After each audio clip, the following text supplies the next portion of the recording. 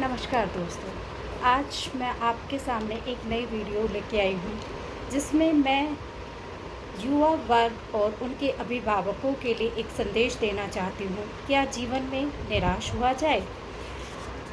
दोस्तों, आज ही मैंने एक खबर पढ़ी जिसमें एक कोटा की एक बच्ची के बारे में बताया गया था कि उसने आत्महत्या कर ली, जबकि उसने विज्ञान विषय से 90% अंक प्राप्त किए।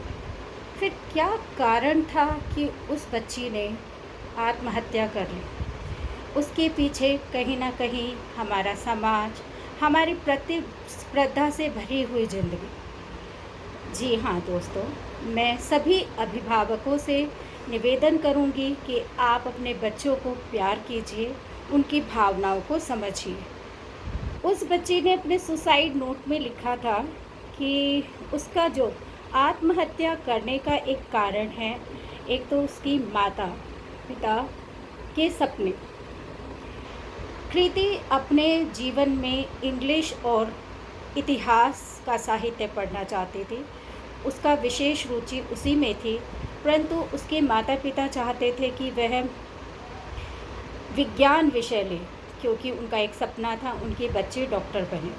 उसने ऐसा किया भी, पर कहीं ना कहीं वो बच्चे डिप्रेशन में चले गए। तो अभिभावकों, मैं आपसे यही अनुरोध करती हूँ कि आप अपने बच्चों की भावनाओं को समझिए, उनके सपनों को देखिए। जिस प्रकार जब आपका बच्चा बचपन में चलना सीखता है तो वो गिरता है, आप ही उसे उठाते हैं। पहला कदम जब उसका डगमगाता है, आप ही उसे संभालते हैं। और अगर बच्चा इस उम्र में आकर 17-18 वर्ष की उम्र में आकर अगर कुछ चाहता है आपसे, अपने सपनों के बारे में शेयर करना चाहता है, तो प्लीज़ उसके सुनिए। उसे इस कगार पे मत लाइए कि वो आत्महत्या करने के लिए मजबूर हो जाए। निराश मत होइए, आपके सपने अपने बच्चों पर मत थोपिए। इसके साथ साथ मैं बच्चों से भी निवेदन करूँगी कि आप लोग जो है माता पिता के सपनों को दबाव मत समझिए। आपके माता पिता हैं, उनसे खुलकर बातचीत कीजिए, उनकी भावनाओं को समझिए। फिर भी अगर आप उस विषय में नहीं कर पाते हैं तो आप बिल्कुल मना कर दीजिए। और लेकिन जीवन में निराश होने का कोई भी कदम मत उठाइए, क्योंकि जीवन बहुत ही अमूल्य है। इसको अमूल्य धरोहर को ऐसे ही हमें नहीं गंवाना चाहिए।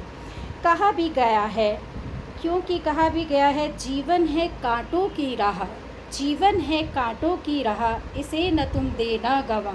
जीवन है कांटों की राह, इसे न तुम देना गवा। इन कांटों में अगर तुम राह बनाओगे, इन कांटों में अगर तुम राह बनाओगे, तभी तो अमर कहलाओगे, तभी तो अमर कहलाओगे।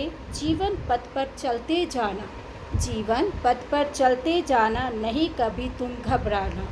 और आशा करती हूँ कि सभी भावक मेरी इन भावनाओं को समझेंगे और बच्चों पर अपने सपने हावी नहीं होने देंगे। उनका अपना जीवन है, उन्हें जीने दीजिए और उनकी खुशियों में खुश होइए। धन्यवाद।